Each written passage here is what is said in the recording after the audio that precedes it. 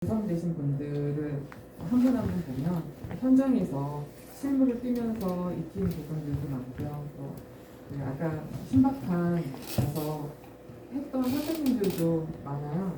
근데 그 신박한이라는 게 하나의 업체에서 여러 그 선생님들을 모아서 이제 현장에서 이제 작업을 하는 그런 업무이다 보니까 어디 한 분에 소속됐다기보다는 프리랜서로 뛰시는 분들이 좀 많이 투입됐던 그런 현장들이었거든요. 저 같은 경우도 거기 가서 뭐 윤은혜 집이라든지 뭐 다른 여러 연예인들 집도 이제 방문해서 하고, 또 저희가 뭐 강의할 때 특히 학교 같은 데 가면 연예인 얘기를 좀 많이 하는 편이에요. 뭐 윤은혜 집도 갔다라고 얘기도 하고, 소유집도, 저 같은 경우는 소유집도 가기도 했었고, 강나래 집도 가서 하기도 했었고, 그래서 그런 현장에서의 이제 변화된 사진들을 이제 주로 학교 같은 곳은 많이 보여주거든요. 그래야 아이들이 그냥 솔직히 그냥 이런 얘기만 하면 많이 좋은 애들도 많다 보니까 좀 더 이제 연예인 얘기를 하면 좀 집중하는 부분들이 있어서 그런 얘기들도 많이 하기도 했어요.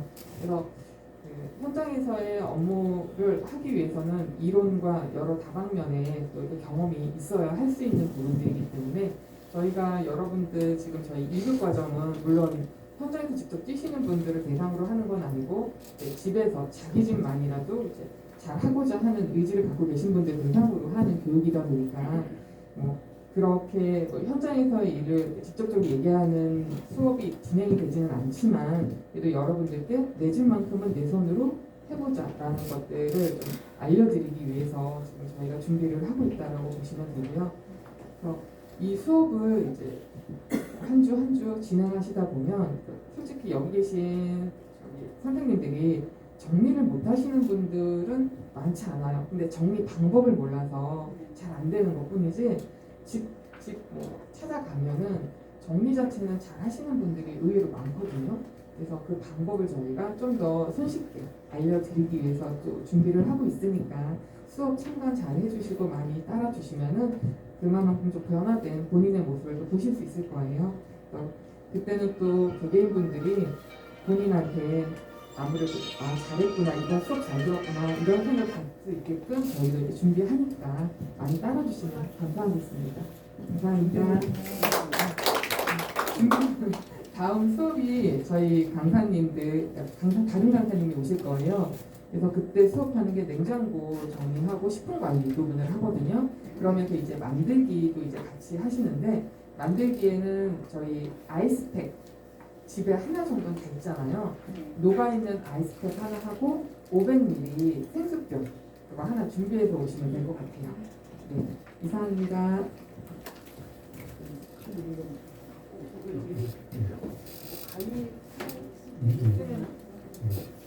페트병 아시죠? 혹시 가위가 준비하긴 하겠지만 갖고 오시면 이제 이렇게 잘라서 뭐 붙이고 이런 것들 할 거예요. 테이프 붙이고 해서 재활용품 만드는 거. 그래서 아이스 녹은 거, 아이스팩 녹은 거 하나, 그다음 페트병 500ml 하나 이렇게 준비해서 오시면 되겠어요. 그러면 이제 이어서 해서 한 40분 하고 마치도록 하겠습니다.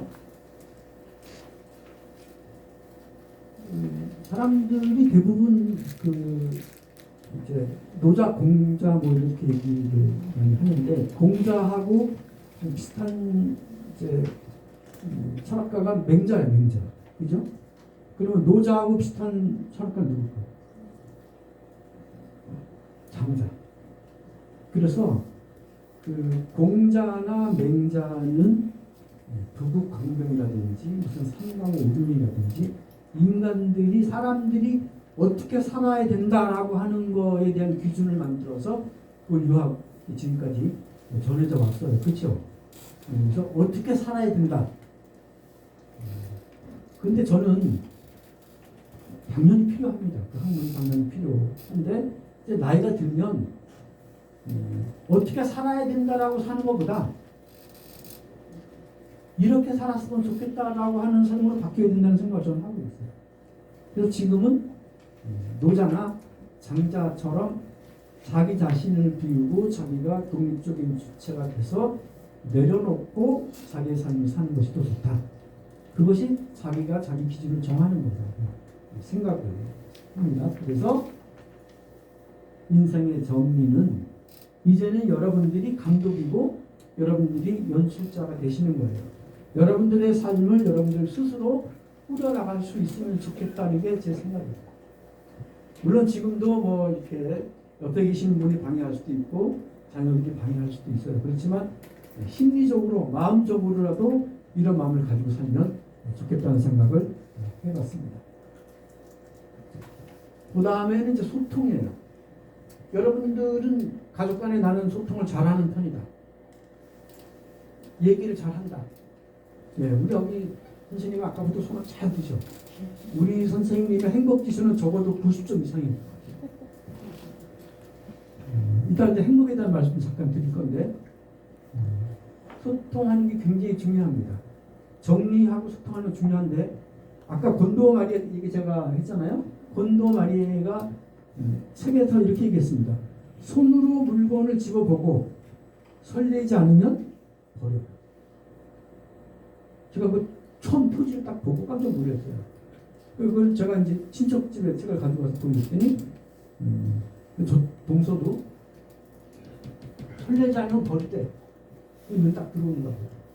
설렘이 뭘까요? 설렘이 꿈을 파는 백화점이라는 책이 있는데 그 책을 보면 제일 비싼 꿈이 뭐냐 하면 설렘의 꿈이에요. 그러니까 인생을 살면서 설렘의 마음을 갖는다라고 하는 게 굉장히 삶을 행복하게 만들어준다. 물건하고의 대화가 이루어져가지고 소통이 이루어져서 물건을 집었을 때 아무런 느낌이 없다라고 하는 걸 계속 갖고 있을 필요가 없다는 얘기를 하고 있습니다. 물건하고 소통이 될 수 있어야 된다. 그런데 물건이 많으면 물건 때문에 가족 간의 소통이 잘 안 됩니다. 왜냐하면 물건 때문에 신경 쓰느라고 물건 관리하는 것 때문에 물건 치우는 것 때문에 그래서 물건이 적으면 적을수록 공간이 넓어지면 넓어질수록 가족 간의 소통이 잘 이루어져요. 여기 보면 여기 이제 손끝으로 사람의 제일 처음의 소통은 손끝에서 손끝으로 이어집니다. 제가 청년 시절에 읽은 책이 이제 안병옥 박사님의 에세이집이 있었는데 근데 제가 이제 20대라 뭐 이렇게 연애도 하고 그럴 때예요. 거기에 이제 이렇게 나왔어요. 모든 사랑의 시작은 손끝에서 시작한다. 그리고 보니까 사랑하는 사람하고 제일 먼저 하는 얘기는 뭘까요? 네, 손잡는 얘기예요. 그러면 젊은 때만 할까요? 아니에요. 나이 들어서도 손끝으로 설렘을 느낄 수 있습니다. 사람과의 사람도 마찬가지지만 우리는 공간 정리를 하는 거니까 우리 집안에 있는 물건을 통해서 설렘을 느낄 수 있어야 된다. 스마트폰 이제 여러분 다 쓰시는데 김정은 박사가 이 얘기를 하더라고요. 소통 얘기를 하면서 스마트폰을 손을 갖다가 대면 세상이 바뀝니다. 손을 터치해서 미루면 새로운 세상이 열려요. 그 다음에 이거를 줄일 수도 있고 넓힐 수도 있어요. 우리가 손으로 스킨십하는 게 굉장히 중요합니다. 가족 간의 스킨십하는 것도 중요해요. 다른 사람과의 스킨십하는 것도 중요합니다. 제가 이제 잊어버리지 않는 거가 저희 장모님이 이제 2년 전에 돌아가셨는데 요양병원에 한 2년 정도 계셨어요. 그래서 처음에 요양병원에 안 가시겠다고 92세에 돌아가셨는데 안 가신다고 하는데 어떤 환경 때문에 이제 장모님을 모시고 요양원에 이제 갔어요. 처음. 가족들이 이렇게 들러 있는데 장모님이 저를 내 딸 이름이 정은인데 정은이 아빠 손 한번 줘봐 이렇게 하시더라고요. 저는 지금도 그 기억을 잊을 수가 없어요. 저한테 손을 달라 그러신 다음에 제 손을 쓰다듬어 주셨어요. 아무 얘기도 못하셨어요. 그러니까 그 작은 손끝에서 느끼는 그 사랑이 죽을 때까지 잊을 수 없을 것 같다는 생각이 들어요. 그래서 제가 손끝에서 느끼는 사랑이 참 중요하다. 그것은 사람과 사람, 물건과 사람과 사이도 마찬가지라는 생각을 해봤습니다. 그러면 누가 내 손을 잡아주기를 바라는 게 아니고 여러분들이 손을 잡아주시면 돼요. 이제 코로나 이제 뭐 조금 괜찮아지면 여러분들 좋아하는 사람들 손을 많이 잡아주시면 좋겠습니다. 그 정의는 자기와 그들과 소통하는 일.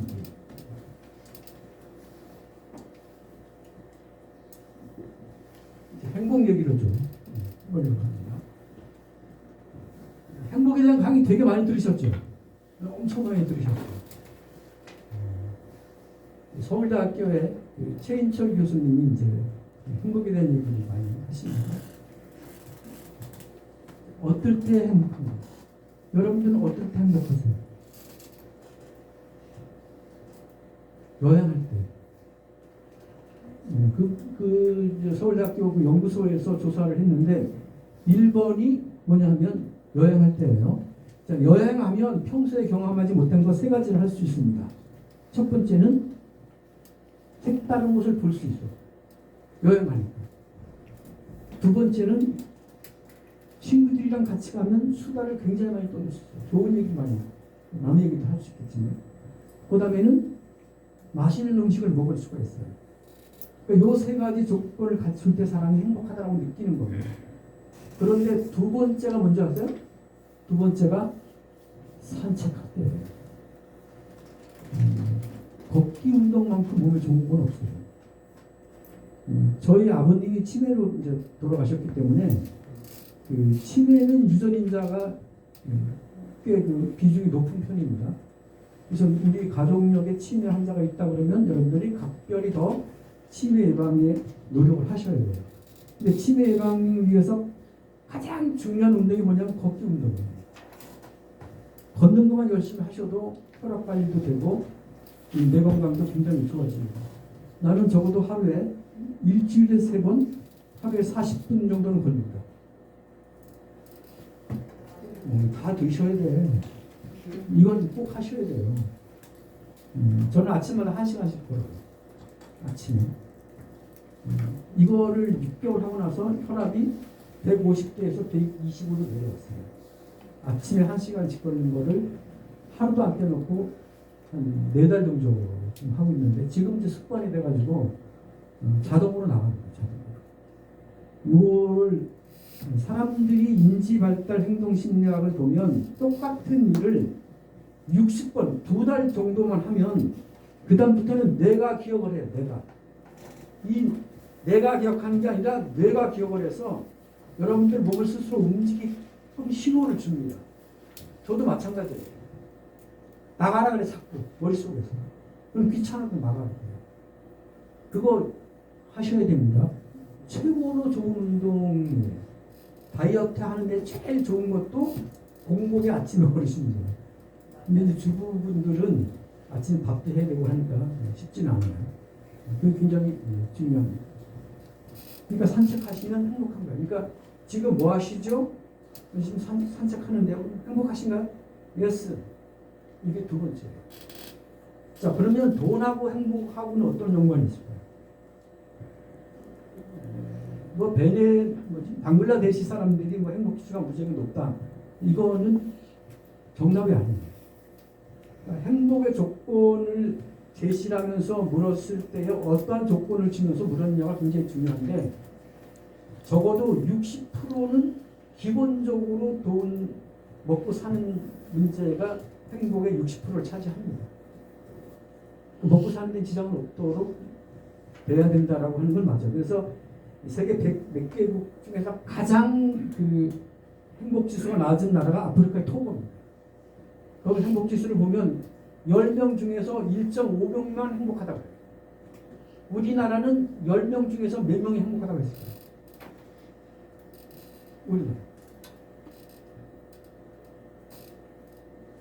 우리나라는 10명 중에서 행복하다고 생각한라고 말하는 사람이 4명 정도. 세계적으로 행복 지수가 가장 높다 그러면 덴마크가 항상 조사할 때마다 상위에 올라가 있습니다. 그러면 이제 사회학자들이 이렇게 얘기해요. 덴마크는 뭐가 잘 돼 있어요? 사회복지, 노후복지, 이런 거 다 잘 돼 있고 해가지고 선진국으로서 사람들이 먹고 사는데 지장이 없기 때문에 덴마크 사람들은 행복 지수가 높을 수밖에 없다. 이것도 무려 뭐 건강 의료원까지 되니까. 그러면 덴마크 사람들이 아니라고 얘기합니다. 그러니까 덴마크 사람들이 행복을 느끼는 첫 번째 이유는 뭐냐면 자유예요. 자유. 두 번째가 신뢰예요. 그러니까 덴마크는 유모차를 식당 바깥에 놓고 들어가서 식사를 해도 전혀 걱정 안 한다는 거예요. 근데 우리나라는 이게 나죠. 그래서 대만, 우리나라, 일본이 다 비슷해요. 행복지수가. 경제적으로 부흥이 돼 있어도 높다고 생각하지 않습니다. 신뢰사회가 안 돼 있고 집단화되어 있는 경향이 많기 때문에 개별적으로 개인의 자유를 존중하고 받아들이고 수용하려고 하는 마음이 약해요. 한국 사람. 그게 이제 행복의 조건 중에 하나다. 이렇게 최현철 교수가 얘기를 하고 있습니다. 그래서 여기 그 KBS에서 조사한 거에 보면 행복한 이유가 첫 번째 사랑, 친구, 좋은 가정. 이 어려운 것 같기도 하고 쉬운 것 같기도 한데 저는 이제 인문학 강의를 할 때마다 이런 생각을 합니다. 제가 말씀드리는 것들은 여러분들이 다 알고 있는 것들이에요. 새로운 이론도 없고요. 다 알고 있는 거예요. 다만 알고 있기만 하면 누가 얘기하기 전까지는 몰라. 얘기를 들으면 아 그래 맞아. 그걸 몰라. 이렇게 얘기를 해요. 제가 그게 부담스러워요. 특히 젊은 분들 계신 분 하면. 그래서 제가 이걸 깨달았어요. 저는 여러분들이 모르는 것을 말씀드리는 게 아니라 여러분들이 다 알고 있지만 여러분들이 알고 있는 것을 인지하게 생각나게 해주는 일을 제가 여러분들한테 해드리는 것이다. 그것이 제가 인문학 강의하는 이유 중에 하나. 그 다음부터는 강의하기가 조금 편해지더라고요. 이렇게 알고 있으면 확실히 달라집니다. 이 성취감, 자존감, 건강. 여러분들 돈 많은 사람이 왜 돈을 아직까지 더 벌려고 할까요? 심리학자들이 저도 되게 궁금했어요. 저 인간들은 이건 뭐 휴대폰 때문에 한 푼 더 벌려고 부정하고 비리를 저지르고 하는 생각 한 적이 있어요. 그거를 사회학자들은 성취감 때문에 성취감. 돈이 목적이 아니라 내가 뭔가를 이루고자 하는 것에 대한 욕망 때문에 하는 사람들도 의외로 많다고 하는데 저는 뭐 이것도 정답이 아니라고 생각을 합니다. 돈이 있어도 욕심 때문에 하는 사람들 굉장히 많이 있어요.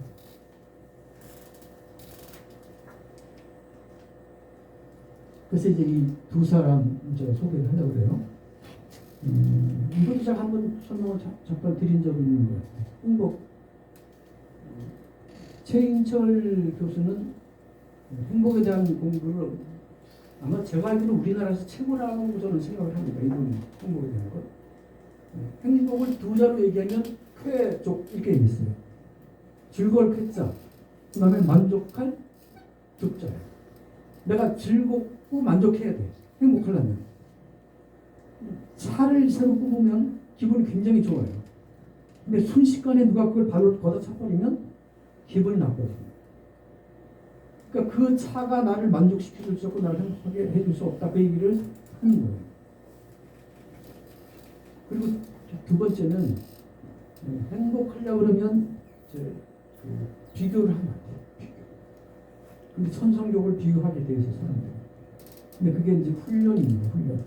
나는 다른 사람과 비교하지 않고 내가 내 삶을 훈련시키면서 살 거야라고 얘기할 수 있는 그런 마음가짐. 그것이. 그 다음에 이제 이 서은국 교수는 행복의 기원이라고 하는 책을 썼어요. 행복의 기원은 이런 겁니다. 사람이 행복하려고 그러면 두 가지가 만족돼야 된다. 한 가지는 맛있는 걸 먹어야 되고 두 번째는 사랑을 해야 된다. 먹는 것과 사랑하는 것 때문에 인류가 생존하고 번식할 수 있었다. 맞잖아요. 그죠? 맞아요. 그래서 맛있는 것을 먹고 사랑을 하면 그것이 행복의 가장 중요한 조건이 된다. 이겁니다. 책이. 잘 안 나가. 이렇게만 얘기하면. 그럼 제가 이제 이렇게 얘기해요. 내가 좋아하는 사람하고 맛있는 음식을 먹어. 그러면 음식 맛있네? 이렇게만 생각하다가 이걸 배웠잖아요. 나는 지금 행복한 이렇게 바뀌는 거예요. 내가 좋아하는 사람하고 맛있는 음식을 먹을 때 행복감이 싹 올라가. 왜? 이걸 알았으니까. 몰랐을 때는 몰라요. 그래서 아는 것만큼 보이고 아는 것만큼 들리고 아는 것만큼 느끼고 느끼는 것이 인생이다. 괴테가 합니다. 그게 행복의 기원인데 사람들이 이걸 이제 이렇게 설명합니다. 요거는 환경실적 행복이다. 요거는 내면 심리적 행복에 대해 얘기를 하는데 마음이 행복해야지 행복하다. 이건 심리적인 행복이에요. 주변 환경이 좋아야지 행복하다. 이건 환경적 행복인데 느끼는 거는 이 심리적 행복이 중요하지만 행복을 지속시키는 거는 환경이에요. 내 주변에 좋은 사람이 있어요. 내 주변에 행복한 사람이 있어요. 내가 건강해야 되고 돈도 조금 있어야 돼. 이거 다 환경이 나를 행복하게 만드는 조건들이 있어요. 그러니까 이런 것도 여러분들이 잘 하시고요. 제가 책을 보면서 느낀 것 중에 하나는 불편하게 하는 사람은 나이 들면 정리해야 된다. 굳이 억지로 만날 필요가 있을까? 이런 생각 저도 지금 합니다. 그래서 좋은 사람들하고 좋은 관계 맺으시는 것도 시간이 없는데, 그죠? 그리고요. 자, 이건 이제 실제로 MBC에서 다큐멘터리로 찍은 그 방송인데 이분들한테 한 60일 정도의 그 기간을 주고 집안 정리를 자율적으로 하도록 시켰어요. 그러니까 다른 사람들은 이제 뭐 돈을 주고 하거나 이렇게 컨설팅 전문가들 위해서 하는데 이분들은 자기들이 직접 하도록 그 하면서 그때마다 이제 촬영을 해가지고 방송을 한 건데 이분이 이 프로그램에 참여하고 난 다음에 이런 얘기를 했습니다. 해보니까 소유가 꼭 행복이 아니었다라고 인터뷰를 했어요. 그리고 물건을 살 때도 이건 나중에 버릴 건데 또 못 사겠네 하고 자연스럽게 소비가 안 되더라. 왜? 이걸 배우고 났더니. 그리고 집에서 내가 정리를 해봤더니 저도 이걸 배우고 난 다음에 제가 혼자 살 때가 있었는데 우유 사러 가면 우유를 왜 이렇게 붙여서 파는 게 많은지 몰라요. 한꺼번에 이렇게. 그러면 옛날에 무조건 사와. 그러면 맨날 이제 시간이 지나면 혼자 먹으니까 많이 못 먹잖아요. 유통기한 들여다보고 있어요. 먹어야 되나 말아야 되나. 그래서 그 다음부터는 2개짜리 잘 안 사요. 이게 이제 그 사람 이분이 이제 그렇게 얘기를 했습니다. 이분죠. 남자 어르신인데 제가 이 방송을 쭉 보니까 못 버리게 해요. 못 버리게 합니다, 진짜로. 근데 이제 그게 그렇게 진행이 되다 보니까 어쨌든 가구도 안 쓰고 뭐 이런 것들을 다 내보냈어요. 그리고 난 다음에 가구 같은 거 이런 거 아무것도 안 하고 이렇게 살았으면 좋겠다라고 인터뷰를 했어요. 제 친구가 이제 집 리모델링을 이제 요즘에 많이 하니까 리모델링을 하면서 물건을 정리하는 거를 제가 이제 만날 때마다 얘기했어요. 그래가지고 어쨌든 뭐 엄청나게 많은 물건을 다 리모델링에서 배출했다고 하더라고요. 너무 좋답니다. 공간이. 여러분들은 이제 집에 있는 물건 중에 전혀 사용하지 않거나 불필요한 물건을 버릴 수 있는 마음의 자신감이 생길 수 있어요.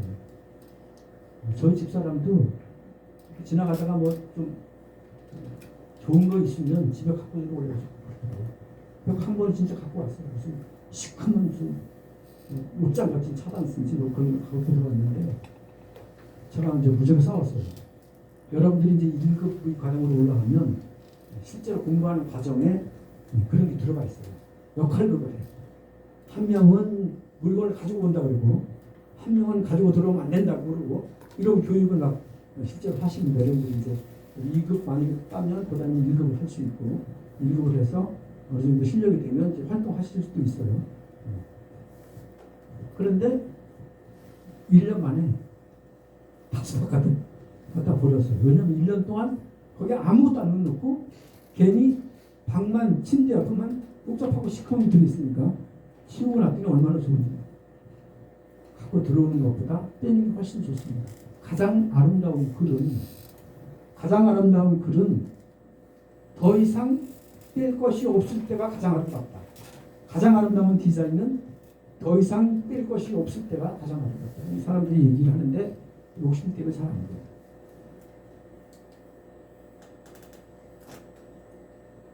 공간 정리를 하면 시간을 저장하는 거예요. 이렇게 얘기했잖아요. 내가 감당할 수 있는 의무.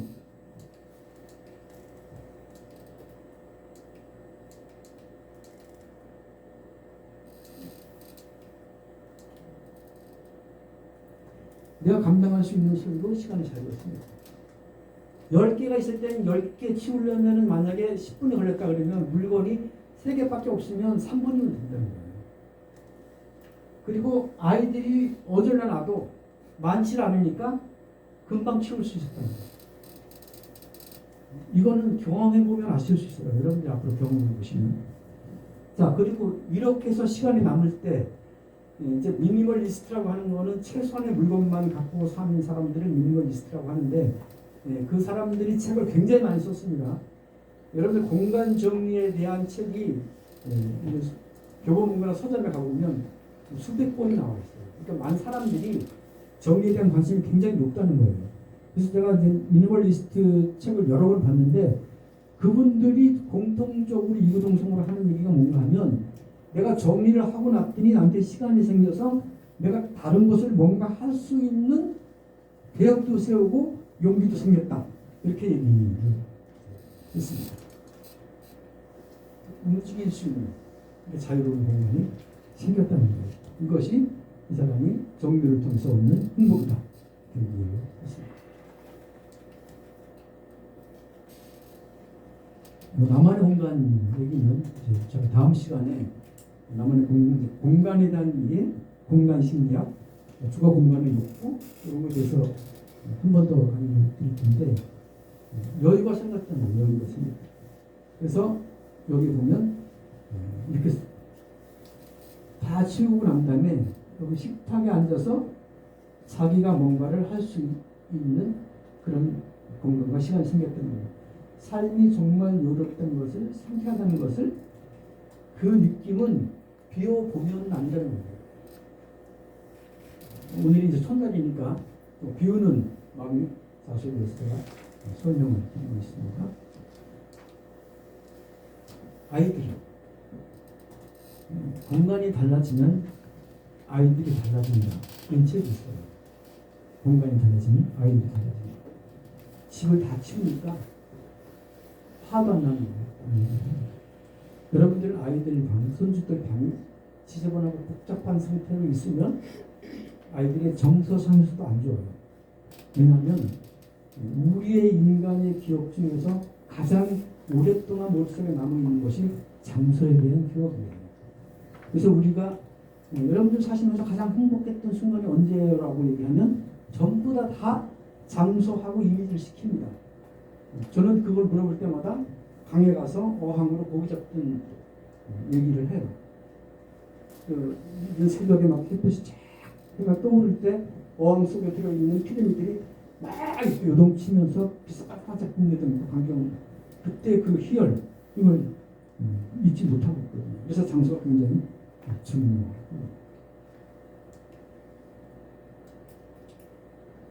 자, 그러면 물건을 비우면 뭐가 어떻게 달라지는가? 오늘의 결론을 제가 말씀을 드리려고 합니다. 물건을 비웠을 뿐인데 모든 것이 변하다. 첫째, 청소가 간편하다. 그 다음에 시간이 저장된다. 돈이 절약된다. 잘 안 느껴지시는데 실제 해보셔야 돼요. 해보시면. 자, 그 다음에 두 번째는 읽어보세요. 시작. 네. 이건 제가 하는 게 아니고 이렇게 교육을 받으신 분들이 집에 가서 배운 대로 정리를 하고 나니까 집안이 깨끗해지잖아요. 깨끗해지니까 남편도 도와주기 쉬운 거예요. 남편도 뭘 해주기 시작하는 거예요. 아이들 방도 계속 정리를 해주고 아이들한테 이거는 너의 방이다라고 인식을 시켜줘야 돼요. 이건 너의 공간이야. 네가 책임을 져야 돼. 그러면 아이들이 생각이 달라진다고 하는 걸 경험을 통해서 사람들이 얘기를 해주고 있어요. 이거 한번 꼭 해보세요. 달라집니다. 그 다음에 이제 마음의 여유가 생기는 거예요. 그리고 자존감이 높아져요. 그 사람이 사는 집을 보면 그 사람이 어떻게 사는지 알 수 있다. 여기는 알랑드 보통이라고 프랑스의 작가가 한 얘기예요. 그리고 저는 그게 아주 틀린 얘기는 아니에요. 여러분 저장 강박 걸려 있는 사람들 많이 보잖아요. 그 사람들의 그 공간을 보면 그 사람의 삶이 보이잖아요. 자, 저장 강박은 왜 일어날까요? 저장 강박은 심리학자들이 얘기하는 거가 뭐냐면 불안 심리에서 오는 거예요. 그러니까 불안 심리가 오는 거는 결핍에서 오는 거예요. 사람이 결핍에서. 그러니까 세 번째는 뭐냐면 판단의 능력이 약해서. 그러면 저장 강박이 일어나는 거예요. 그러니까 강박이라고 하는 것은 꼭 저장하는 것만 있는 게 아니라 사람들이 누구나 다 조금씩 강박증이 있어요. 강박증의 원인이 제일 중요한 원인이 불안 심리예요. 저도 강박증이 있어요. 저는 아주 편하게 놀고 쉬는 걸 잘 못해요. 뭔가 하루 종일 아무것도 안 하고 TV만 보면 불안해요. 그게 강박증이에요.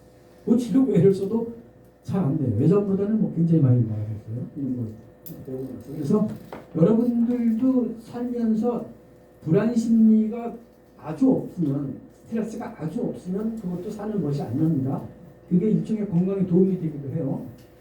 여러분들 그 미꾸라지를 옮길 때 거기다 매일 한 마리 집어넣는다고 그러잖아요. 그러면 이 미꾸라지들이 스트레스 받아서 막 돌아다니기 때문에 싱싱한 상태로 옮겨질 수 있다고 얘기하는 것처럼 사람들도 약간의 불안 심리와 스트레스가 필요합니다. 건강을 위해서. 그렇지만 거기에 매이면 안 된다. 매이는 마음에 여유가 없는 사람들은 이거는 모아드릴 수 있습니다. 그의 마음에 허전함을 채우기 위해서. 방송에 수도 없이 나와요, 그죠? 제가 막 들리는 어르신들 얘기. 그 방송을 저도 이제 여기 이런 일을 하니까 관심 있어서 자주 보면 다 결핍에서 오는 불안감 때문에. 그 물건을 다음에 쓸지 안 쓸지, 이 물건을 또 쓸 수 있을지 없을지에 대한 판단이 없어요. 그리고 예전에 아주 가난하게 살았던 사람들도 물건에 대한 집착이 생길 수도 있어요. 그런 분들도 그런 게 있는데 지금은 굉장히 많이 나왔습니다. 우리나라는 물건을 아까워서 못 버리는 사람들은 굉장히 많이 줄어들었어요. 지금. 그 다음에 인간관계가 보면 시간이 많아요. 마음의 여유가 생기면 다른 사람한테도 여러운 마음을 가질 수가 있습니다. 그 다음에 또 중요한 거는 자연 환경에 대한 관심을 갖기 시작해요. 여러분들이 다음 주에 재활용품 남들도 하겠지만 아껴 쓰는 마음이 듭니다. 여러분들 물건이 많으면 소중한지 몰라요. 물건이 많아요. 친구들이 많으면 친구들이 다 소중하다는 느낌이 잘 안 들어요. 그렇지만 한두 개 가지고 있으면 그것이 소중하다는 느낌이 듭니다. 제가 이제 내려놓는다는 얘기를 굉장히 많이 하는데 내려놓으려면 어떻게 해야지 내려놓으냐, 사람이 어떻게 욕심을 버릴 수 있고 어떻게 내려놓을 수 있는가 라고 하는 고민을 하다가 어떤 그 연변과학기술대학의 교수님 한 분이 쓴 책을 읽다가 소중한 것을 찾아야 내려놓을 수 있다라고 하는 구절을 읽었어요. 그게 너무 마음에 와 닿는 거예요. 내가 이걸 손에 들고 있는데 이것보다 더 좋은 포인트를 제가 가지면 그때 비로소 내려놓을 수 있어요. 여러분들이 보다 소중한 것을 찾을 수 있는 훈련이 그래서 필요하다 생각합니다. 뭐 이제 새로운 직업을 갖는 분들도 많아요. 공간정리 교육을 통해서 새로운 직업 하시는 분들도 많이 계시고요. 이제 젊은 분들은 이게 이제 나이 들었다고 해서 뭐 못한다 이건 아닙니다. 아까 제가 여기 보니까 70 훨씬 넘으신 분인데 기타를 보면서 제가 깜짝 놀랐어요. 제가 청년 시절에는 기타를 좀 쳤는데 지금 배워가지고 이런 활동할 때 기타 치면서 노래하고 노래 교실하고 싶은 생각이 가끔 들기도 하는데 그 나이에 뭔 기타를 또 배우냐 이런 생각이 있어가지고 아예 생각을 안 했는데 뭐 70이가 넘으신 분인데 그 생각을 그 모습 보고 도전이 약간 되더라고요. 그 다음에 마지막으로 내 삶의 주인공이 될 수 있습니다. 여러분들 이걸 7주 과정을 마치시고 나서 지금까지 했던 삶이 변화되는, 제가 이게 처음에 시작할 때 보여줬던 것이 이제 장명숙 씨라고 우리나라 최초의 여성 패션 가예요. 그 사람이 72인가 73인가 그래요, 나이가. 이태리 우리나라 사람으로는 최고로 그 패션 디자이너로 성공한 사람 중에 한 명이다. 그래서 이태리에서 무슨 자기까지 받았던 사람인데 70이 넘었는데 지금 유튜브를 엄청나게 잘하고 계십니다. 그분이 나는 평생 죽을 때까지 변화하면서 살겠다라고 하는 글을 썼어요. 그거를 제가 보면서 여러분들도 죽을 때까지 다 변화되는 삶을 사실 수 있습니다. 어떻게 변화되느냐가 문제예요. 그래서 적성 찾기, 재능 찾기 이런 얘기를 하는데 적성 찾기, 재능 찾기는 청소년들만 하는 게 아니고요. 죽을 때까지 찾으셔야 돼요. 그걸 찾아야지 여러분들의 삶이 바뀌어질 수 있고 그렇게 해서 변화되는 삶이 이어지면 제가 장담하건대 여러분들은 90, 100살까지 사셔도 치매에 걸릴 염려가 전혀 없습니다. 그래서 이제 오늘 강의를 여기서 다 마치고 여러분들 다음에는 공간에 대한 이야기를 좀 구체적으로 드리고 우리가 사는 주거 공간에서 주는 욕구가 어떤 것인지에 대한 것을 그렇게 하겠습니다. 이 과정은 아까 우리 대학생님 말씀하셨던 것처럼 이게 그 교재가 이제 이것 자격 과정으로 돼 있는데 자격을 취득을 원하시는 분들만 하시면 되고요.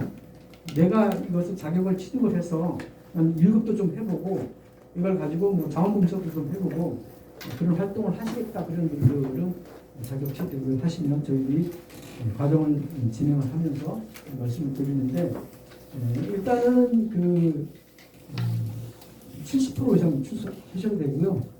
그 다음에 강의를 진행하면서 과제 같은 건 내드릴 거예요. 아까 제가 말씀드린 것처럼 뭐 냉장고 정리하면 냉장고 정리한 사진 찍어서 카톡에 올려주시고 그런 거에서 과제가 2개 있고 시험 마지막에 또 60점 이상 받으시면 공간 정리 큐레이트 2급 자격증을 드리도록 그렇게 하겠습니다.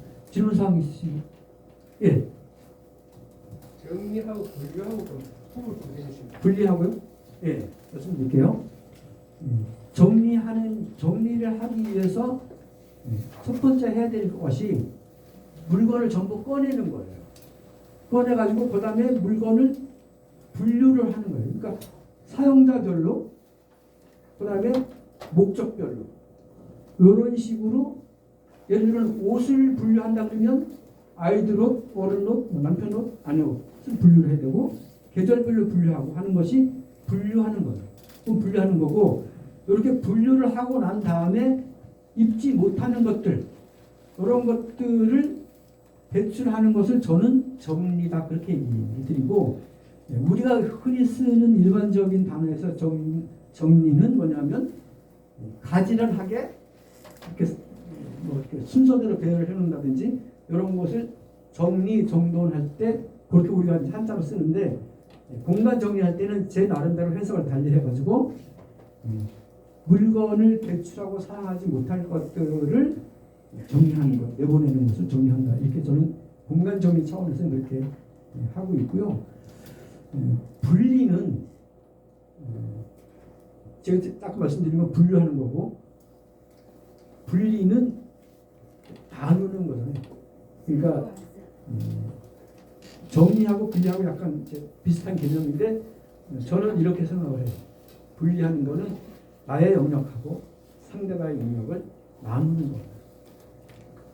예를 들면 저희 아내가 부동산 투자나 이런 데 되게 관심이 있어서 그 일을 많이 해서 손해를 많이 볼 때도 있어요. 이번에도 많이 손해를 봤는데 그러면 이거 같이 한다 그러면 제가 엄청나게 속이 상해요. 짜증도 낼 수 있고 야단도 칠 수 있어요. 내가 하지 말라는데 왜 했냐 이렇게. 그런데 부동산 관련해서 일을 하는 일은 아내가 하는 거라고 분리를 해놔버려요. 영역을 나누는 거예요. 그러면 이거는 내가 하는 이건 내가 할 일이 아니야. 나의 영역이 아니야. 라고 하는 훈련을 하면 훨씬 화가 불러요. 또 물건을 분리하는 것도 이거는 절대 앞으로 사용할 가능성이 없어. 이건 우리 집에는 필요 없어. 라고 하면 분리해요. 나누는 거.